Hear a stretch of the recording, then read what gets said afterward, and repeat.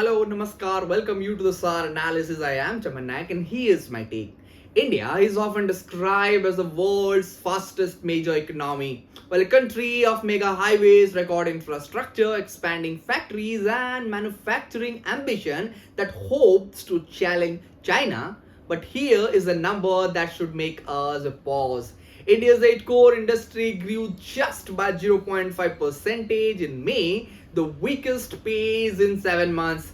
Now ask yourself, how can an economy build faster while the industry that supplied coal, the industry that supplied fuel gas, industry that supplies refinery products are slowing down? Because this is exactly what the latest data suggests, and here's what evidence speaks about. India's core sector is the industrial foundation of our economy. It includes coal, it includes crude oil, natural gas, refinery products, fertilizers, steel, cement, and electricity. Together, in May, 5 out of 8 sectors contracted. Here's what data speaks about. Coal output fell by 9.3%, crude oil declined by 4.6%, natural gas slipped by 4.9%, and refinery products, the largest weighted component of the index, collapsed by 8.7%. This is a number you should watch because refinery products alone carry more than 28% weight in the core sector index. So there's another side of the story too, because steel grew by 5%, cement rose to 8.4%, and electricity generation expanded by 8.7%. Through this data, this means that India is building and the cranes are still moving, the highways are still being laid, and the power demand is still rising. But the energy machinery beneath this expansion is beginning to look even.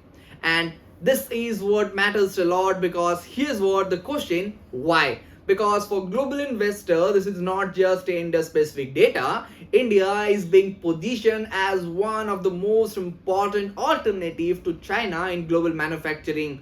The Western companies want supply chain diversification, capital wants largest consumer market, but the industrial power is not only built on the policy announcement and investment summit, it is built with reliable fuel, it is built with stable energy, it is built with refinery capacity, it is built with domestic extraction and uninterrupted logistics. So when this coal, crude oil, gas, refinery output weaken together, India becomes more exposed to imported energy. That means it is greater to sensitivity to oil shocks in the West Asia. India might be building more infrastructure for sure, but the question is whether the energy, the backbone is expanding at the same speed or not. Now let's look at the bigger picture, because it might be still a temporary correction for sure, but lower crude imports, changing refinery demands, and softer international prices can explain the part of the decline. But the larger concern is still structural, because India's growth model is becoming more infrastructure heavy, more energy intensive, and more globally connected. That means every weakness in coal, every weakness in crude, every weakness in gas, and every weakness in refinery output may become the weakness of the national growth story.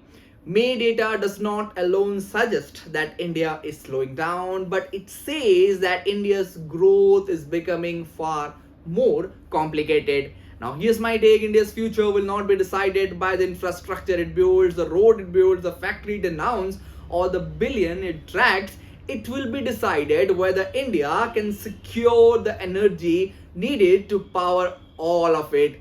Well, the cement, steel, and electricity tell us that India is still moving forward, but the coal, crude oil, natural gas, and refineries are sending us a quieter warning. Now, if this industrial dream is accelerating, can this energy foundation keep up the speed of its ambition? Let me know in the comment section. And that's all from today's analysis. I will be back with another episode. Till then, thank you for watching this.